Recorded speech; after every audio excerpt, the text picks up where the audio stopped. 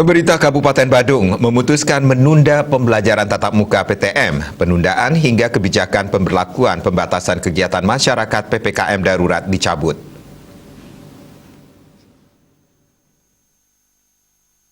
Bupati Badung Inyoman Giri Prasta menegaskan pelaksanaan pendidikan selama PPKM darurat akan dilakukan secara daring. Sampai tanggal 20 Juli pembelajarannya harus dilaksanakan secara daring. Pihaknya fokus dulu pada vaksinasi anak-anak yang berusia 12 sampai 17 tahun. Bupati Giri Prasta pun meminta agar para orang tua atau wali murid memastikan kesehatan dan keselamatan siswa. Karena belajar daring, wali murid mohon dijaminkan kesehatan dan keselamatan anak-anak. Dinas Pendidikan, Kepemudaan, dan Olahraga Badung sejatinya merancang untuk melakukan pembelajaran tatap muka untuk siswa khusus Sekolah Zona Hijau di Kecamatan Petang. Pengunduran PTM ini juga sampai batas waktu yang tidak ditentukan, artinya menunggu situasi dan kondisi perkembangan pandemi COVID-19.